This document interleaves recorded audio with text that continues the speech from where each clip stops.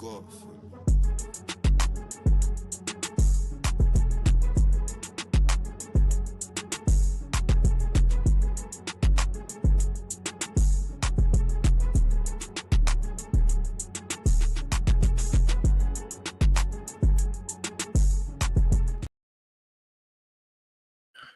Durag Diaries, yo, what's good, people? Welcome back to the channel. Welcome back to another match preview.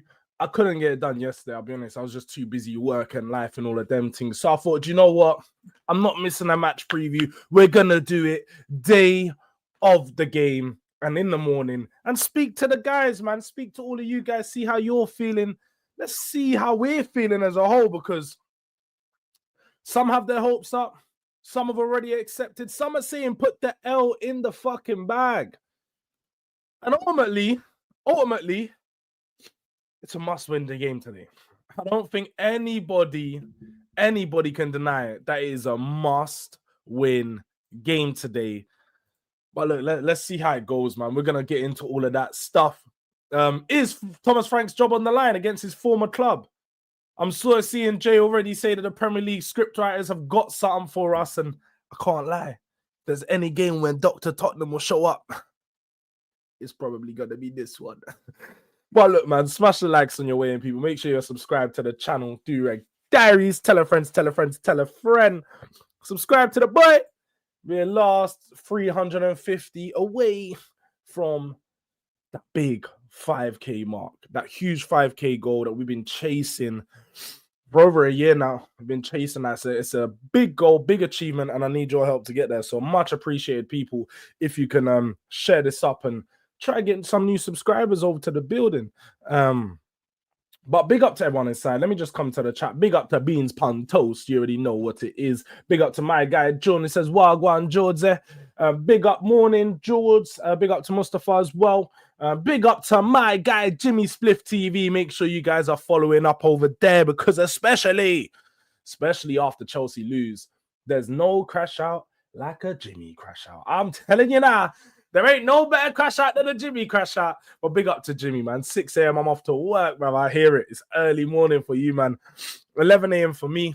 But make sure you guys share love to Jimmy, man. We do have shows coming Tuesday. Every Tuesday streamed on both our channels. Usually starts around 6 or 6:30.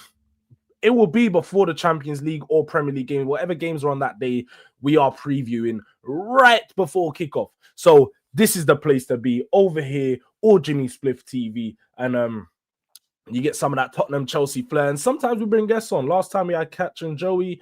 Before that, it was just Joey. And we'll probably work on just bringing some other guests in every now and then as well, just to create some more chaos, because that's ultimately what we love over here, man. We're all about the chaos. But the Frank Derby, big up to Jimmy. Yes, big up to Jimmy. Smash the likes, people, as he says there. Brentford rested Thiago Damsgaard against Arsenal for Spurs. Yeah, we're going to get into that stuff. Going to get into the Thomas Frank press conference. Yo, I feel like these mornings, like, man hasn't felt better for such a long time still. Like, Spurs are just shit. Until we get a win, I ain't going to feel good. I generally feel like that. Like, my immune system won't feel back to normal until we win. It's been like shit. Since the Arsenal got drumming, I feel like shit. I need a win. I need it. Not for Spurs. I need it for my system, myself, my insides. They need a Spurs win. They need a Spurs win to help heal and cure me. I need it. I need it. And I know, Ghosted. I know. I literally just, I saw it and I went into my, I just opened up my YouTube live and patterned out, because Ghosted, I'm with you. It's crazy. It's crazy. That's why I've been reviewing moderation recently. And as you may notice, some people removed from moderation. And no beef, but ultimately we gotta have some decorum up in the place. And if I start to see people timing out loads of people for no reason, I'm just gonna start removing moderations. It's the first time I even reviewed my moderations, and the whole time I had my channel was like last week. It's the first time I had to, because too much beef got up into the place. Yeah, I know we got delinquents in the building and them things. We got a lot of delinquents, yeah. But that doesn't mean you need to act like a delinquent all the time. Just be delinquential whatever the fuck the word is. We're going to call it delinquential when we're going at rivals and them things, not at each other. The civil wars is crazy. But that is where Tottenham are at right now. And I don't blame the fans for warring. I think Jay said it the other day. Mr. Box Office said it. There's fights in the stadium. Fans are fighting in the stadium. They're scrapping it out. That's where Spurs are at. It's a reflection of the team. The fan base is always a reflection of the team.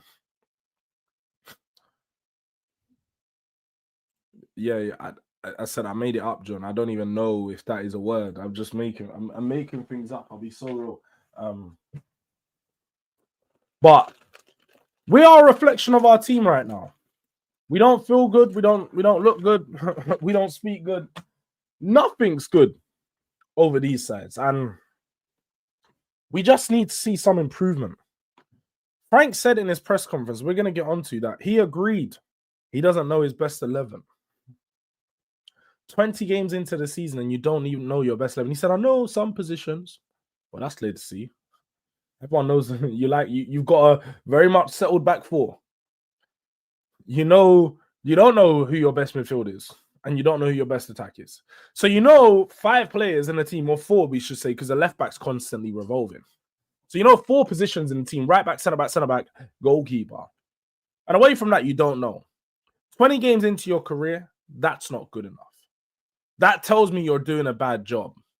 That tells me your valuation of players isn't as good as we once thought it was. Your coaching ability isn't what it was made up to be. Because, you know, certain man, you know, I could say me a little bit as well. I was seeing magnets moving. That's what I was seeing.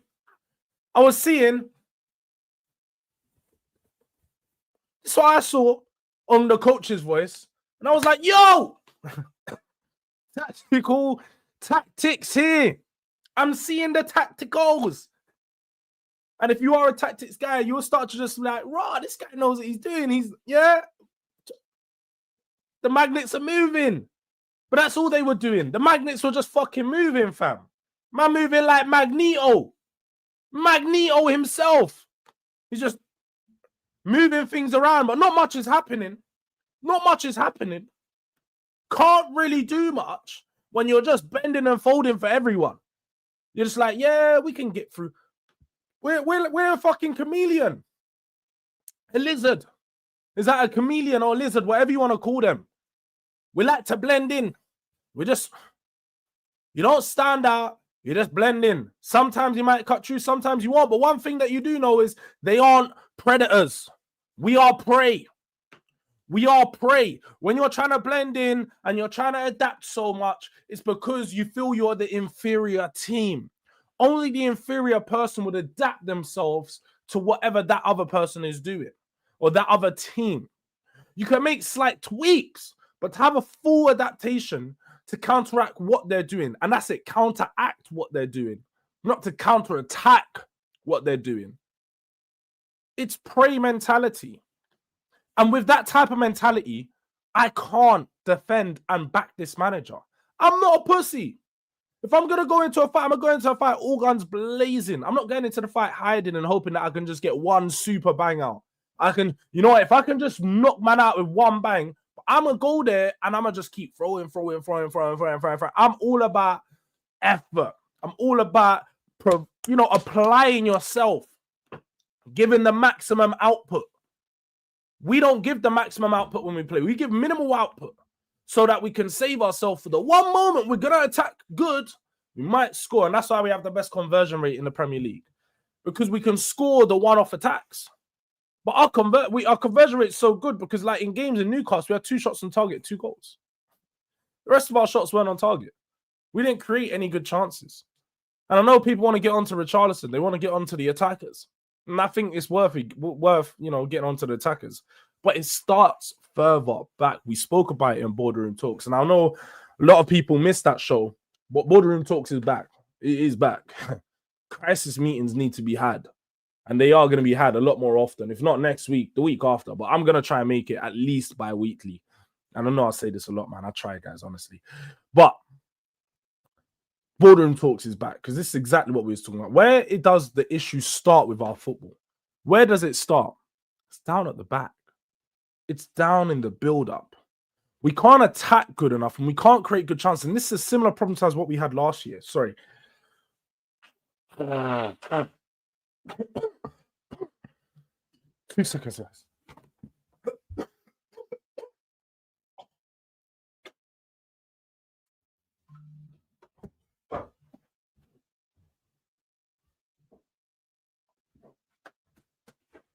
Bro, the guy keeps choking, man.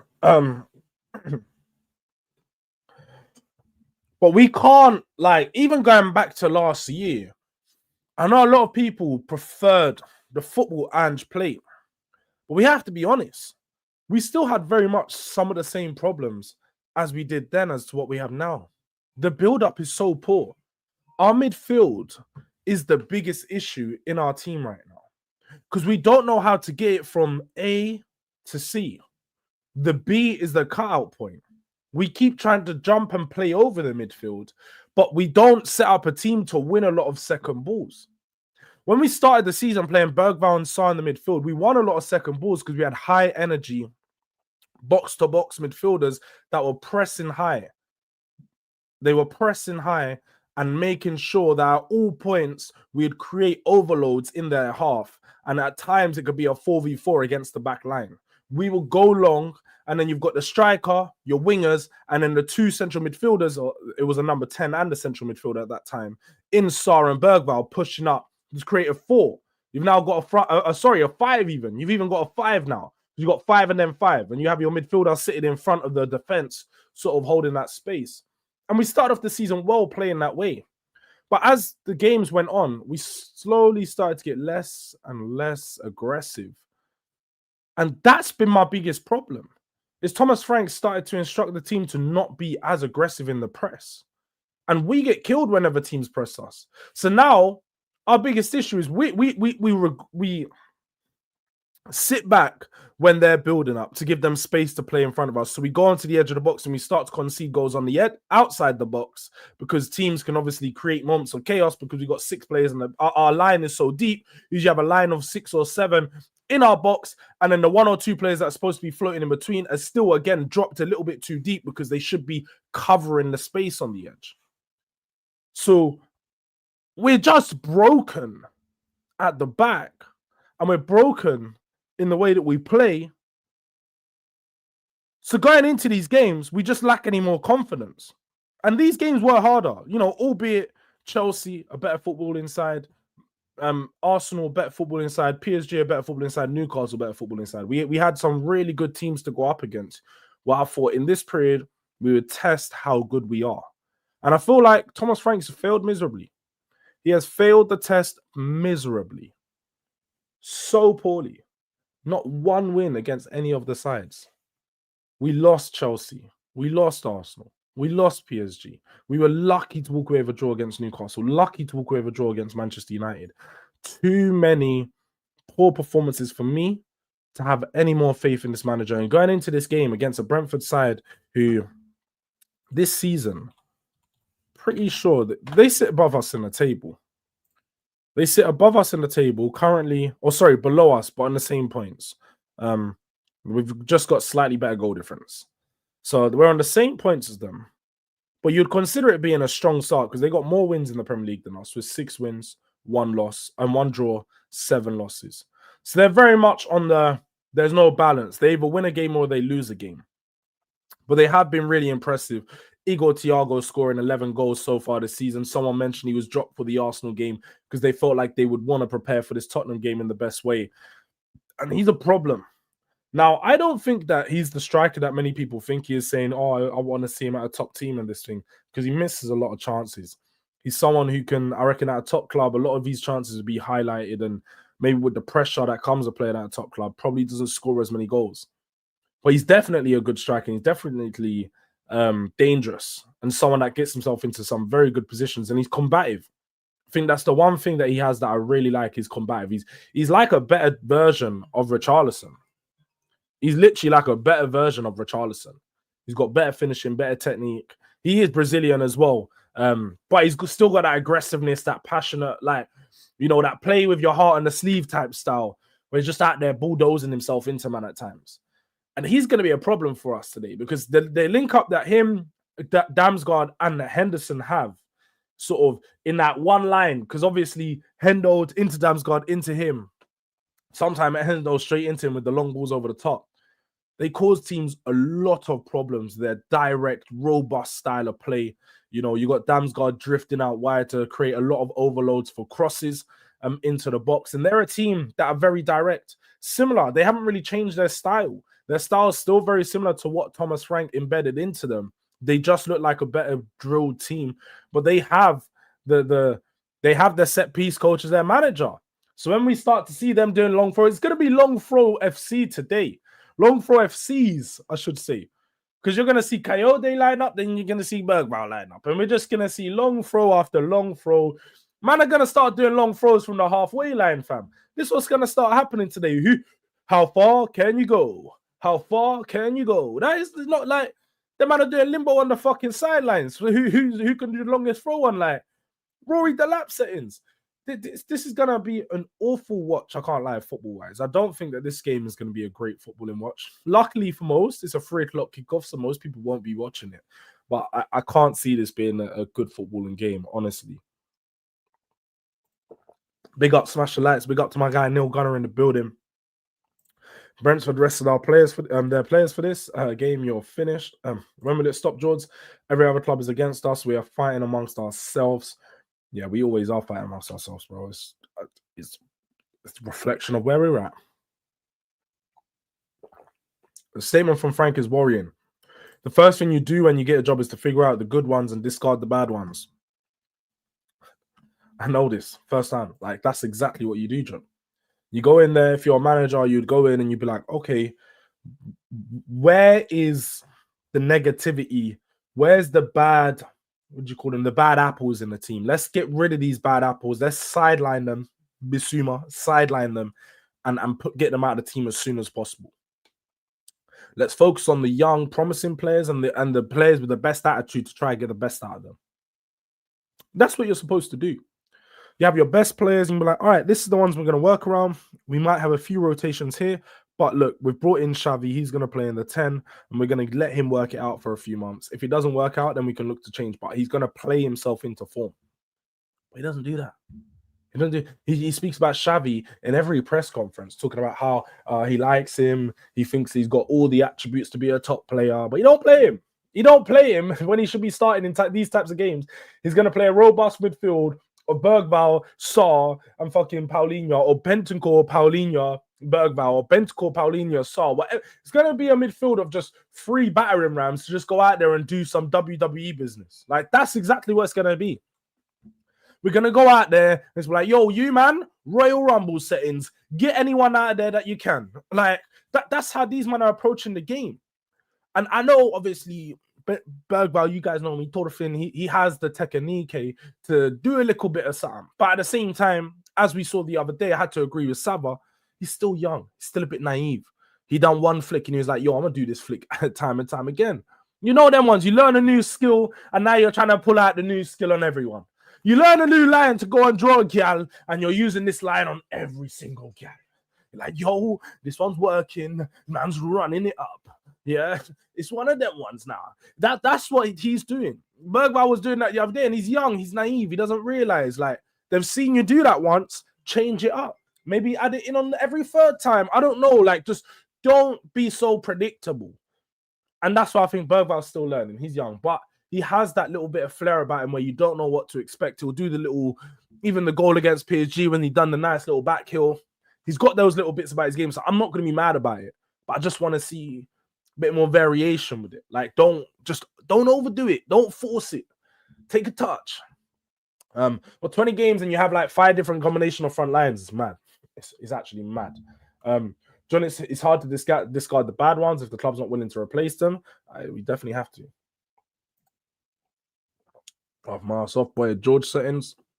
Big up to Trudon on loan. Archdeep, that's Trudon on loan to Bournemouth. Don't kill me. My phone's going mad. Frank is too worried about what other teams can do to us, not what we can do to others. Yeah, far too worried, man. Far too worried. Yeah, do you know what? We're gonna get onto that, Ghost. We're gonna do a little predicted lineup, all of that stuff. Yo, big up, bro. Big up to Luke in the building. Yeah, big up to Luke every single time. Long time no speak online anyway. Me and Luke do speak. You know, we text each other and stuff, so I know where Luke's at with the club and so on. But long time, man. We got to get Luke on the channel. So I know you guys want to hear from Luke and want to hear what Luke's got to say. I know he's too busy doing up, you know, last word on Spurs. Next, it's going to be Premier League productions. Luke's doing up big time now. He ain't got time for my Durag Diaries channel no more. He ain't got time for us small content creators, bro. He's doing up too much big time, and he's like, yo, yeah, you, man.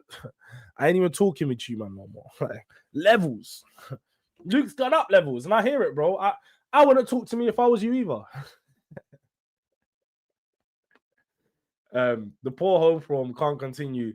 The stadium is too toxic. The owners will sack him. Yeah, I think they've got to sack him. And the fact that it's a new owners involved, I think, look, you guys can get a pass. You can get a pass on getting this wrong. Because you can say, look, Levy pushed for this guy. He really wanted him. He felt like he was the right guy. So we went ahead with it. Unfortunately, it was the wrong decision. But look, this is where we're looking to go and make sure when you sack him, the next manager's lined up within 2 days. And then at least we know there's a plan, there's a direction, there's an identity Spurs are looking to go ahead with. That's what I need. But man like Danso, big up Jords, must win today. I want to believe in this manager for the glimpse of positive things we have seen. The game against City, for example. Hey, bro, that game against City was so long ago, man like Danso, bro. I can't even concur with what you're saying. And look, he even agreed. Man would even agreed that he wouldn't come on my channel if I would. He agreed he doesn't want to come over to Durag Diaries no more. I hear it, bro. Fuck, shit, it's dark. We're going to have to improve the content. Tell me what I need to do to get Luke back on the channel, people. What do I need to do? Because clearly Luke's agreeing, man. It's dark. Win today or fuck. Oh, all right. I mean, I hear you. I don't have to be so rude, man, but I hear you. Jords, who do you even get, though, if Frank is sacked? I got no clue. I'll be real. I've heard about Seb Holness. I just know he's been linked with a job. I probably need to do more research in his football. Joey said he's got some good football. Doesn't know whether it translates to the Premier League. I probably need to do a bit more research on him. I need to be totally honest. Xavi, you guys know me. Professor X was my number one choice anyway. Like, if there's anybody that I think can come in and work with this team, work with the players, work with the system, I just feel like he suits for everything that we're looking for and everything that we need at this moment in time. So I got Professor X. Away from that, Roberto De Zerbi would be a good option just because attacking football can be a bit toxic, but I like him as a manager. Don't think he would leave Marseille at this point because he is building something over there. And I think his hope is that he can lead them to a title, which I don't think will be possible whilst Luis Enrique is at PSG, but it could be like a battle between Marseille and PSG because he's got a very good team there. And then away from that, been hearing shouts for Felipe Luis. I don't know if I'm with that. Premier League managers, I have not got no one in mind. I don't look at any Premier League managers and like, yeah, that's the guy that I want. Marco Silva last season, I had him above Iraola, but that was still on the case of I don't really like Marco Silva that much. Like, he's all right. He's good, but I think I'm not too sold on him. Iraola, definitely not. I think Iraola, people are starting to see, like, they were 3rd or 4th in the league and now they're 14th, having not won in any of their last 5. So, in fact, they're 4 losses in their last 5. So they start off the season really well, but they're really not as good as people think they are. I think they get heavily overrated far too often.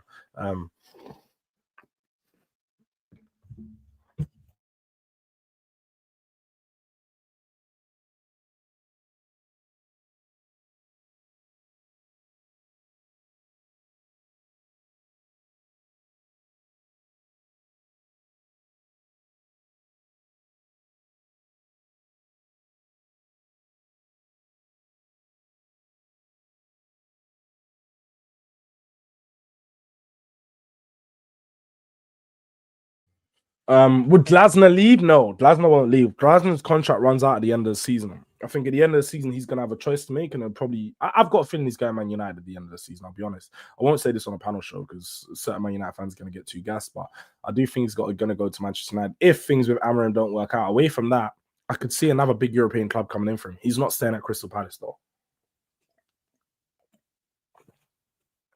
Absolutely no chance he stays at Crystal Palace. They are 5th in the table, though. They've started off the season really well. Really strong. And look, if he can stay in a European place, then there is no reason why as to why he might not stay. But apart from Steve Parish, because can't lie, he's got my man up by his neck right now. He said, yo, Steve, you didn't give me what I want in summer. You better give me what I want in January when I'm leaving the club. Because know what? Know this, Steve. My man's just, yes, Oliver. Yes, Oliver. Yeah, I was telling him straight up, I'm everything to this club. You didn't win shit without me. I'm this club. You know, one of them ones, gripsing him up like, and then he done one of them ones. You know, you fix man's collar after you fucked it up. He creased it all up like this, yeah. Twist up man's collar, and then he fixed it for him. He was like, "Good boy, that's a good boy. Go get me a player in January now." He done one of them ones. I can't lie. Oliver is in such a position of power, yeah, that I can't lie. I don't even know what's gonna happen with him because he might just be like, "Yo, give me 15 mil. I want 15 mil a year." And Pash, yes, sir. Would you like some more? You know, one of them. I swear that like Glasner's in such a position of power, man. I gotta rate it him. According to the odds checker, Glasner's the favorite. I don't know, man. I don't. Get out of here, bro. Get out of here, man. I know. My games. Big up to Tony in the building. That's a delinquent in the house. You know what I mean? We got delinquents in the building. Ghosted as well. That's a sending in the building. We won't get Glasner in the summer. He'll more likely go. And that's the thing. Liverpool. How can we forget? Could also be a Liverpool thing. It could also be a Liverpool are now in the race for managers. If they see a top manager become available, might just come in and snatch him. Just come in and snatch him. It could get dark. But look, you know, let's go through the press conference. Let's see what Thomas Frank has said. Then we'll do a predicted lineup before doing our actual predictions for the game. Not going to go through every question because I feel like they definitely overdo it with the questions now. They used to just be a few, but right now they'll be doing bare questions. Tom, what will you celebrate? Oh, no, I don't know. You're struggling at home. They're struggling in ways. So surely something's got to give, hasn't it? Yes, definitely. It will be nice timing for us to get 3 points on Saturday. There's only one way to do that. Put a good performance in there. Work on the things we're constantly working on. Phase 2, phase 3, constantly making it sharper. At least he knows. Phase 2 and phase 3 of the games are our biggest issue right now. Phase 2 and phase 3 are where the problems lie. So at least we're all in agreement there. Constantly make it sharper, quicker, not direct, but more penetration when we need to have that. Play with intensity. This guy's always talking about duels. Play with intent. I want to see intensity. I want to see aggressive front foot pressing. Win your duels. Attack with aggressiveness. This guy's one of them, man. He's one of them, man. Them super tacticals. It's like, I want to see aggressive football. I want to see attacking football. Win your duels. 100% front. Like, allow me with all of this rubbish. These are all buzzwords to me at this point. They're literally all buzzwords to me. I've heard this stuff so much from him. He just repeats himself. What did you make of the halftime huddle? How are you happy to leave the players? Are you happy to leave the players to their own devices when it comes to how they can encourage each other? I think it's on the pitch. The more they can encourage each other, the more there's a positive body language. All the small setbacks, all the good positive actions. I think that builds to the togetherness and that performance. So I think it's good. They're out there on the pitch. They're out there in the arena. None of us are out there. I know I stand close to it, but I'm not in there. They need to sort it out, and they can only do that together. I would agree. And when did you first know that Keith Andrews would make a good manager? Think first and foremost, it's big credit to Brentford to be brave enough to promote him, but also to have built something over time. I've been there 9 years, 7 years almost as a head coach, and it's definitely not about me. It's about what we built together there. That is consistency, stability, and high performance at the level. So that culture, knowing who we are, what we want to be, that was easier to continue with appointing Keith. And I think he's done a remarkable job. I don't like that continuing who we are, what we want to be. You're not at Brentford no more. Stop talking like you're still there, cuz. You know them ones, man. My man's always talking like he's still over them sides. It's not we, it's them, man. Yeah, it's them versus us. It's not we no more. We is Spurs. We is Tottenham. Yeah. But the club lost crucial players in the summer, and the way they just continue, you can see that they got what I would call the Brentford identity. What's the Spurs identity? And he knows that with the culture and the style of play and kept it, but also tweaked it with his ideas because we're all different. So big praise. What I saw in Keith, very good man, good values, good coach, and had leadership potential. Very impressive. Allow me, man. I don't care about the comparison between him and Keith Andrews. Yeah, Human Son's back. That's gonna be good. I actually might. I know it's next week, but I'm gonna try to get a ticket to that game. I might actually go down to that game. Send off for Sonny. Slavia Praha. It might be the first win in a long time because I'll be real, I don't think we're winning today. But look, he is gonna be back, so look forward to that one as well. Let's see. There's a lot about Sonny here. Do you have an update on Dominic Solanke or Deki Kulusevski? When they are ready to be really close to being involved in the squad, then I'll give. Oh my god, this guy doesn't give us no information. Us as fans are supposed to be spoken to. We deserve to have full transparency of what's going on at our club. If a player is going to be back in a month, let me know he's going to be back in a month. Give me 2 months, 2 months. Stop telling me, oh, when they're ready, I'll give you an update. Yeah, they're close, they're training, they're close, they're training. Solanke was supposed to be back about 4 weeks ago, fam. About 4 weeks ago. Man's been hearing he's close, he's close, he's close. Where's Dragusin? Dragusin's been in multiple behind closed doors friendlies at this point. I still ain't seen him in the team. What is happening to my players? Is this medical team re-injuring them again? Because that's the only thing I can think. Is maybe the medical department is re-injuring the players, so they're hiding them and not letting us know any of the real updates that they have. What is this going on right now? Every time it takes 3 fucking months to find out whether a player is coming back or not. We don't get no concrete updates. Like, it's just stupidness. Stupidness. Or this team is just... It's headache. It's headache. There's no way. It was a minor ankle injury at the start of the season. He's been out for nearly 4 or 5 months. 4 or 5 months. Crazy stuff, man. I wouldn't mind Glasner if we sack Frank, but I wouldn't go for another manager who's never won anything. Glasner's won stuff. He won stuff last season. And he won the Europa League as well. He's won multiple stuff. Ghosted, you got to do your research, bro. Wrote Sonny. They asked him about playing style even when he's embedded, and he said he doesn't have it. What? Is that what you said? What? Bro, what? This is one of... Huh? What do you mean, man said he ain't got a style? What do you mean? How the fuck did he pass the job interview if he said he ain't got a style? That's like saying in the job interview, yeah, I ain't got a qualification, but, you know. And you don't need qualification for anything, but if you're a plumber, you definitely need to have a plumber qualification. You're a coach that has no style. What are we doing here? What are we doing? I put the Frank in the bag, bro. Put the Frank in the bag and chuck it out the window. Motorway settings. Get rid of him, man. I want him to fly away. Oh my god. What is, bro? When is Matisse Tell going to get the opportunity that he's been pushing for? That's a good question. When I take the decision.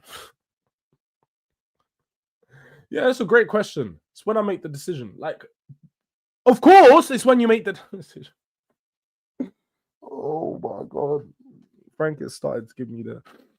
I'm starting to get the same feeling about Frank I had with Ange real quick. This one's come a lot quicker. I can't lie. I'm so glad that I'm seeing this quicker. That's a good question. When I take the decision, we spoke about Matisse before. It's been a toughish season for him. Of course, the first thing was we can't run away from that. He was not involved in the Champions League squad. The way he carries himself, the way he trains, his mindset is very good. And that's also why I've used him in games. He's also started mainly as a 9 in the games he's played this season. I'm very aware he can also play off the left. So it's a little bit what kind of type and who you go with and how many players you can go with on the side and stuff like that. The only thing that any player can do is keep training well, keep doing everything they can to catch my eye, and then make it very difficult when I take my decisions. It's been poor though.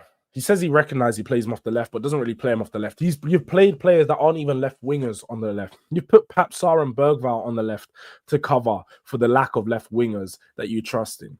Don't trust Odebert. Don't trust Tell. Don't trust Xavi. We've got 3 players that have all played left side for majority of their career, and you're not playing them there to play someone else that doesn't play there.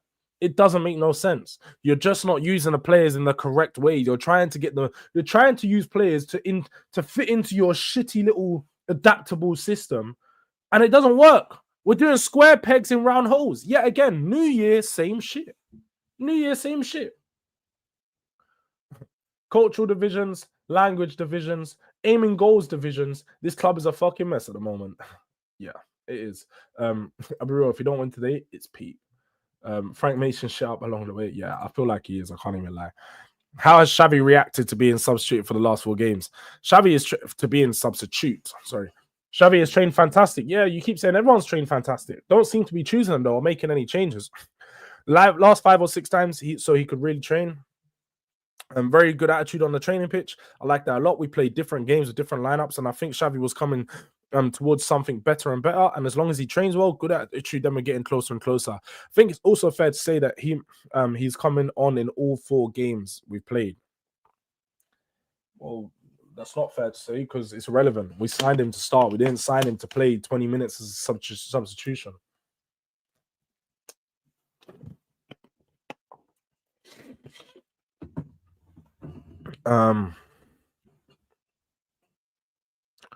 Any reason he didn't start against Fulham? Oh, that's the last question. It's just different scenarios. We played with 2 strikers against PSG. Both of them scored. I think it's fair to say that I will not say that we struggled to score because we scored 23 goals. But I think that's quite a fairly high amount. That's quite good. But we also played with 2. What the fuck is he saying? What does this even mean? I will not say that we struggled to score because we scored 23 goals. I think that's quite a fairly high amount. That's quite good. But we also played with the 2 in just a little bit different role against Man United. So it's just different. What does that even mean? You're mentioning the amount of goals we scored as to why he didn't start against Fulham, to why you started with a front 2, but the front 2 wasn't functioning and they both scored, but doesn't mean that they had a good get. Oh, like it just doesn't make no sense, bro. It don't make. Let's get on to these lineups, man, because this isn't making no sense. This guy is just chatting shit. And the fact that he come out after the Newcastle game and had the cheek, to sit there and say the last 60 minutes was brilliant. Brilliant.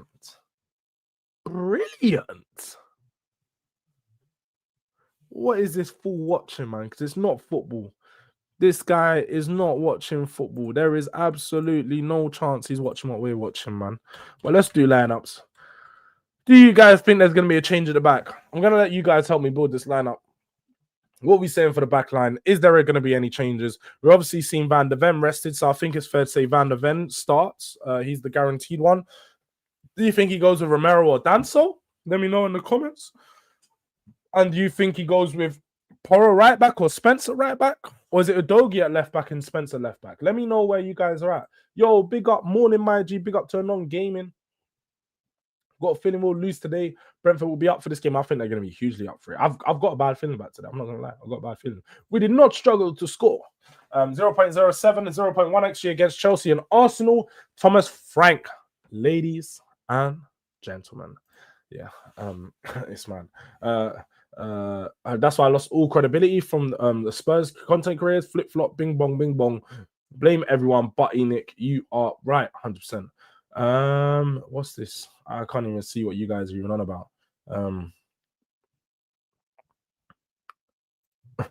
I said, why, bro, I don't think you get it, Benny. You're sitting there talking about nobody blames Enoch. No, we just don't. We talk about the stuff that we could see with our eyes. Why are we gonna sit here? And this is the problem with. I'm not gonna lie. This is the problem with a lot of the ENIC guys out. I'm not calling you this for guy, but the problem with a lot of the ENIC out guys. They assume that we get any insight into what goes on in the boardroom as to who is making the specific decisions, as to who is at fault for what's going wrong. I can talk about what's going wrong on the pitch because I can analyze a game and talk about what the players done wrong and what the manager done wrong. I can't talk about what went wrong in the boardroom and who made what decision because we don't have that information. So to sit here and go ENIC out, ENIC out, ENIC out every fucking day is boring. It's boring, and it's again, I'm not gonna do that. I'm gonna speak about the things I can see visually in my eyes and actually talk about how it can improve. Everyone knows ENIC is a problem. Everybody knows that we don't spend enough money to compete with the big sides. But that's besides the point. That's besides the point. That's just the fucking obvious. Yeah? Like, oh, point out that I'm a colored guy. It's very clear to see. Got some shade. I've got some melanin in my skin. Like, yeah, that is the point. That is the point. But ultimately, we look at what we can, I'd say, control, because we do have some slight of control over the coach and so on. Because if we call out the coach, keep getting on the coach's back, he'll get sacked. So that's where we're at. Like, to sit here and say I've lost all credibility because they don't talk about ENIC out enough. Like, shut up. Don't be that guy. Sitting there because they don't reflect what you feel doesn't mean that they've lost credibility. It's just that if you want to hear that, go find someone to talk about that and to hear that from every day, and see how boring and how quickly boring it gets. Yeah, like I'm a brown skin guy. I was gonna say black, but I'm not black. I'm brown. The color just came to my head. But you get what I mean. Like, we're just pointing out the obvious. I'm obviously not a white guy, but you're not gonna point at me and be like, "Oh my god, like that's a brown skin guy." Like, yeah, it's the point. It's the obvious. Oh my god, it's the problem at Spurs. Yeah. Wow. Point out the fucking obvious, why don't we? Like, what are we doing here? That's just stupid. It's stupidness. We're just doing stupidness at this point. Like, yeah, we all know that. We all know that. But to sit here and say, oh, Spurs content creators are losing credibility because they don't talk about it enough. Shut up, man. What are you doing here? Go watch someone that talks about it every day. I know content creators that used to do that. They'll tell you themselves. It was depressing. It was depressing. Sit and talk about ENIC out every day for fucking weeks on end, months on end. Go watch those content creators. See how happy they are. At least I come here with a smile on my face. I come here with a smile on my face, trying to entertain. I ain't coming here to sit here and be depressed every day. What are we doing here? Yeah? All sorts of silliness, no sorts of quids. No sorts of quids being made from it. And you know what the funniest thing is, Jay? I'll be so real. My biggest problem with the ENIC outlaw, the fucking fakies, because all of you, man, are online. All of you, man, don't ever go to the stadium. You, man, are not down at the protests, because look how shabby those protests were. There was protests with 20 and 30 man. But you guys love to act like ENIC out is a massive movement. It's one big movement that all you guys online are sat at home supporting the movement, just tweeting and fun mashing. Man, I'm a fun mashing the movement. But you don't want to go out there and spend your money to go down to the stadium and do a real protest, but you're going to create it and be like, it's a movement. It's not a movement. A real movement actually has some weight behind it. Actually has protests at games where there's thousands and thousands of people there every time. Man, I just sat there in their room, finger mashing, ENIC out, purple and gold. Dickheads, bruv. I swear down. Again, like, that's not everyone. But if the shoe fits, the shoe fucking fits, bro. Could you not say pointing out the team is underperforming all the time when we don't have the correct level of players? Also pointing out the obvious as well. Well, no, Ghosted, because you don't need to have a high level of players to win a singular football game. And that's the problem. And that's what people don't realize. Why is the Premier League so competitive? Because teams with lower level or lower quality level of players, i.e. Sunderland, are sixth in the league. because the way that you set up tactically is more important than anything. And anybody that plays football would understand that. You can play against a team and not have the best players, but set up in a way that defeats that team. And that is where you bridge the gap. Sometimes you don't have the better quality players, you have the better quality system. And that's where the manager brings in to alleviate. The manager can add to the players and make them better or look better than they are. We saw this Conte first year. He made Dyer look like one of the best centre-backs in the league. He had levels above in that back three. Then he went back down to his level. But managers can alleviate the difference between the quality of players. And that's something that I'm sure you understand, Ghosty, but that's why I personally focus on the manager and the players. I'll always be that type of person. I'm never going to be someone that consistently focuses on the ownership because, as I said, it's not something that I know, nothing that we have too much information about. To sit here and complain about something that we don't have full information about is just silly. But constantly wanting the manager out so quickly, and I agree with you, Cyril, but I'm not someone that constantly wants the manager out. I was Ange in for the 18 months of his 2 years. So, like, I don't constantly want managers out. But if I see that it's going wrong and I identify that it's going to go wrong, then I want him out of the club. I was one of the last people to be Conte out. I was Conte out after, like, I was Conte out when Conte started to diss the club. That's the only point of when I went Conte out. The level of the Spurs is not so high. I said, dickhead. Yeah, he could not, like, that's like a man dissing your mum. That's how I felt. Basically said, oh, like, that's how it felt to me. So I was like, yeah, at that point, me and Conte can't be cool. The level of the Spurs is not so high. Cool, we're beefing now. But that was like 2 months before he left, even a month before he left. So I'm not someone that turns on managers quickly. And I don't like that narrative to be painted out there. But I can assure you, this time, I'm choosing right. I'm choosing the right one.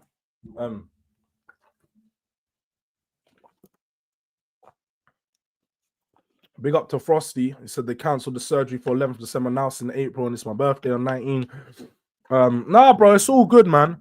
It's all good. Don't worry, bro. That's good to hear that. Well, it's not good to hear they've cancelled it, but I hope that the April date gives you better time to prepare yourself because you're I know you're feeling a little bit nervous because it was a little bit murmurous. It was only like a week away, but look, now you got a couple more months and you say you're building yourself a little gaming room. So you got some time, man. You got some time to prepare yourself. Get a little bit, stronger before the surgery. Build up, get some mentally prepared, get some muscle on. Not that it's probably going to make a difference, but you know what I mean, man. You want to go out there and just make sure that you're mentally prepared yourself. So you got some times, and hopefully Spurs are good by the time you go in there. So when you come out, you're like, yo, it's May time. Spurs is doing something. We're finishing somewhere. So at least you ain't got to go in hospital, come out, and Spurs are still shit, bruv. But I would protest if I lived a lot closer to the stadium and didn't have major health issues. I hear you, Cyril. I hear you. But I have to be honest here, yeah? I think the living close to the stadium thing is everyone lives far in it. Like I don't think all fans live close to the stadium. I think everybody does. But ultimately, if people want the movement to be a real thing, they want ENIC out to pick up, everybody has to make sacrifices. And I'm not saying you with your health issues have to, put aside your health to get the owners out. I'm not saying that at all, Cyril. Like you should take care of yourself before Spurs.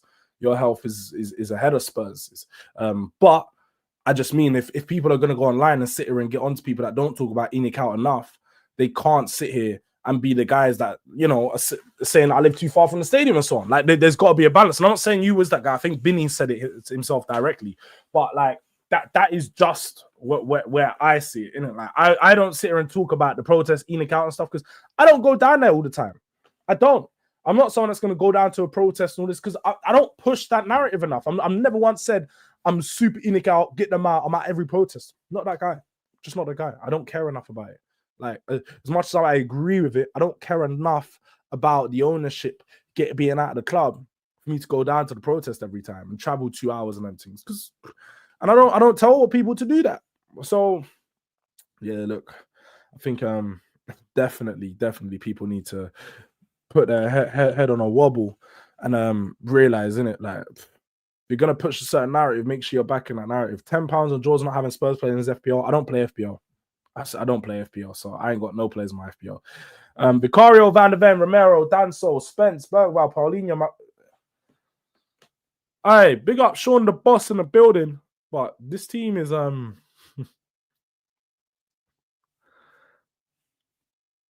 Strange, to say the least. I just have to say strange. I think you've got Van der Ven at left back. Yeah, I can't agree with this team, but I get your point. Maybe you're trying to cover for that back line and take a doggy out of the team. I don't think that back line does work, to be honest. Big up Jords, hope you're good, G. Big up to Godfrey in the building. That's another delinquent in the house. Of course, Jords, but there is a reason only 2 managers have won a trophy in 25 years. I get your point there. I do get your point. Listen, this squad is a disgrace overall. Any manager will struggle with this squad. Behave yourself. This is just waffle, though. It's waffle because we've got a better squad than at least 13 Premier League teams, at least. So it's just waffle. People do these things, sit here and diss the players, but act like Van der Ven doesn't start for most teams in the Premier League. Anyone outside of the top 5 anyway, he starts for. Top 4, he starts. Romero starts for any team outside of the top 4. Facts, he does. He's just Pedro Porro, starts for most teams. Spence or Udogie, there's not 10 left backs, or there's not even 5. I couldn't name 5 left backs better than Spence in the Premier League. Our midfield and forward line, yeah, there's some issues there, but we definitely have like a better team available than most in the Premier League. Like we're just going to be lying to ourselves if you don't think that we have at least a top 8 squad in the league. You got a top 8 squad, we're definitely underperforming right now. So you're saying any manager would struggle, but to finish 7th or 8th is not necessarily a struggle. We're nowhere near that right now. But I actually have high respect for Conte and the Bulls. If I having the Bulls to call out the club for its lack of ambition, I wish more ex-players and managers would do the same. And I get that. I just didn't like the level of the Tottenham's not so high comment. Like that was a SYM to me. It's F the players and not the manager. Yes, his tactics are shit, but look at the players. No, man. You're doing the thing of man's just trying to get full manager now. You can get on some of the players, but you can't act like the manager's done anything good to get out of these players. You can try and say, yeah, the players aren't showing for the manager. The manager's tactics are poor. The manager's tactics. You'll see some of these players go under new managers and look like completely different players. They'll look way better. It's just his tactics are shit. Tactics are shit. They're not getting the best out of the attacking players or any of the forward players. Defensive players look slightly better because we're playing defensive football. Our squad is awful, back to front. Fed up of repeating myself, but many are just average champ. Nah, we're waffling here. We're waffling, Sean the boss. Big up to Nige in the building. Big up Jords and chat. Much love. Come on, you Spurs. Dogan needs to be dropped. 5 bad games in a row. I agree. And that's why I was going to go Spence at left back. And I'll be honest, I think it is just going to be Porro at right back. I feel like Porro has sort of nailed down his position as being our starting right back. You'll see Spence in some games, but Porro is going to be the go-to choice. Big up to Tony in the building. It says Vicario, Dogi, Van der Ven, Romero, Spence.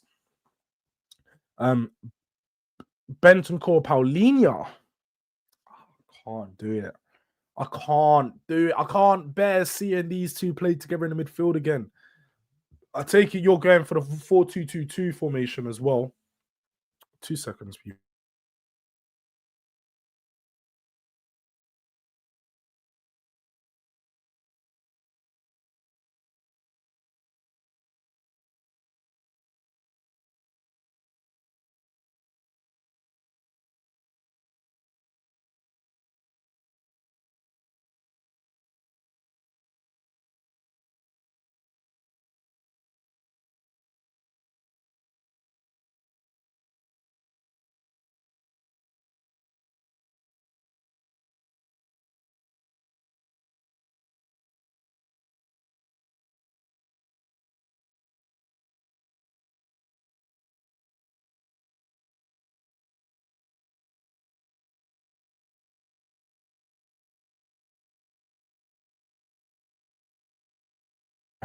Sorry about that, people. I had a quick call.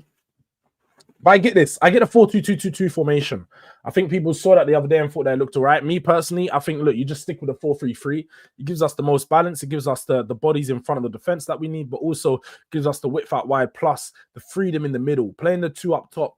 Richarlison, like, it don't make sense, Richarlison and Kolo Muani. I'm going to go there as well because I think that this is the one player that I feel like needs to start. He's picking up some form, starting to look a lot better in that role. So Kolo Muani would be my starting striker. In the midfield, me personally, I'm going Paulinho. And then I'm gonna go Bergvall in the midfield. I've seen a few people put Bergvall on the team, and I feel like Bergvall at the moment is just looking like the better midfielder to choose from between Bentancur, Sarr, and him. Sarr's been playing a few poor performances in his last couple of games, the PSG and Newcastle ones in particular, and Bentancur is just I'm starting to not be a fan of him. I know people identified early on the season that he probably shouldn't have a renewed contract, and I argued it back. But I have to say, I was wrong. I was severely wrong. So yeah, I can't lie, it's dark. But Xavi Simons gonna go in the 10 for me. You guys already know where I'm at. Xavi has to start playing into form each way possible. You got to go Mohamed Kudus down on the right hand side, and then on the left, I'm not gonna lie, it's that man there. I said it before, but I'm gonna say it again. I think it should be Matisse Tell. I think he should finally get his opportunity, because far too often he's not been playing off the left. He's playing down the 9, and he's not a number 9. The only other thing I could potentially see happen is I could see this happen, and I could see this happen. Knowing how he likes to play, knowing that he's going to want a body in the box, I could see it going like this as well, and I wouldn't be surprised. And he might, with this, it could change into a 4-2-2-2 like Tony called, because you could play it like this. So it could eventually look like this. Again, I wouldn't be mad at this, but I think Xavi will be best once he gets the freedom in the midfield to roam. Jords, don't you feel the technical level of the squad? Yeah, and I agree with this. The technical level is not that high, but the way that Frank plays doesn't require a high technical level, and that's the problem. People are going to talk about the technical level of the midfield, but not realize Frank doesn't even use the technical players that we have. Xavi's a technical player, doesn't get used. Bergvall has technical ability to him, but he's naturally a carrier, but is really effective at doing it. Doesn't like to use him. He likes to use physical combative midfielders in Paulinho and Bentancur and take away any any technical ability that we will have in the midfield. So yeah, I do get what you mean, but I don't think Frank sets us up to have that. Our squad is average, not good, but not bad. Would like to see 2 strikers start today, and that's why I think we could see this formation. This Thomas Frank divide is crazy. You man draw and a Frank out, but Sava sees Romero's dagger and says Frank out has come outside. Yeah, I can't. I get it, but I am Frank out. I'm not gonna lie. I am.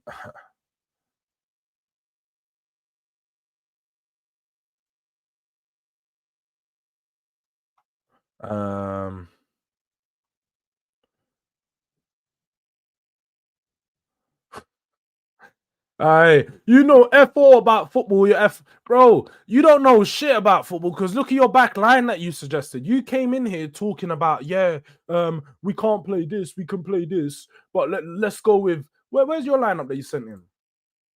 Van der Ven at left back when he's never played left back in the Premier League before. Danso and Romero in centre back together, despite neither of them being a left centre back. You wanted to play Scarlett up front. Who knows football? Clearly not you. You're fucking too old to know anything about what's going on here. Clearly. Talking about starting Scarlett. Yeah, just throw the young boy in. Scarlett's not ready for Premier League football, has never been ready for Premier League football, as to why 5 managers have overlooked him to not start in Premier League football. So clearly you don't know what you're talking about, and you don't know F all about football, bruv. And that's the problem with guys like you. You come into the chat, talk about things like it's certain. When you get pushback on your opinion, you have nothing to say. So you say you don't know nothing about football. But I can tactically break down why your fucking shitty lineup you sent in would never work for Spurs. Never. So please don't come in here trying to diss my football knowledge when the shit that you send in is absolutely redundant. You wanted to start Scarlett today. Scarlett. That was your solution to our attacking problem. Dane Scarlett, the guy that got sent back from loan from Portsmouth and Oxford United. I rate Dane Scarlett. I wish nothing but the best for Dane Scarlett. Being a Tottenham Academy graduate, being a guy that grew up through the team, was a captain from 10 to like 18. I wish Dane Scarlett could play for Spurs and be a Premier League player for us. But unfortunately, I understand the level of Dane Scarlett is not so high. So he's not ready to play at a Champions League competing Premier League level team. What are we doing here? What are we doing here, fam? Man, I'm just waffling.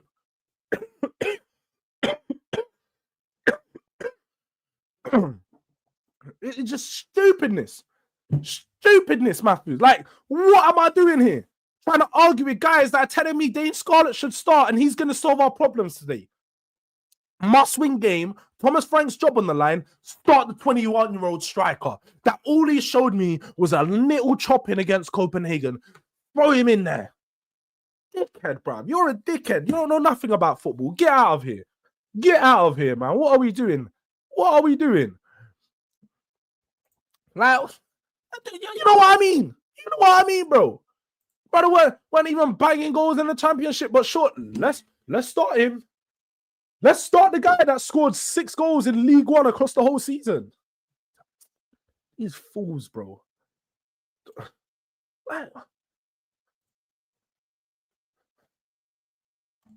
Big up to E in the building. Big up to E in the building. You already know where it is. I'm with you, Jim. I don't want to see Richarlison. But Scarlett is very similar to Richarlison. Probably has a higher technical level than him.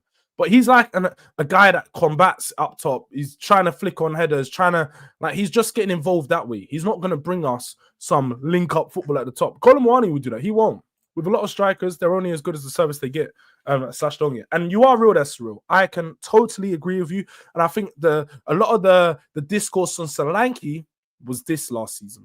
I think Solanke is a decent striker. I don't think he's amazing. I think he's a decent striker, but he didn't score as many goals last season because we didn't provide him with good service. Still managed to get 16 in all competitions, averaged a 1 in 3 goals, which is, again, okay. It's decent. Could be doing better. But the service was horrible. Pretty much all 9 of his Premier League goals that he scored were created by himself. So, yeah. I do agree with you there. Big up to Andy Kaling in the building. Big up, Jords. Don't choke on your bullshit team. Yeah. Let's see. Big up to TG TV in the building as well. I can't, Scarlett in Big 25. It's mad. It's mad. But let's get the predictions in. What are people saying for this game? Are Spurs going to win or Spurs going to lose? How are you guys feeling? Me personally, I think it's going to be a draw. I think it's just got a draw written all over it. I'm going to go over 1-1 personally. I think...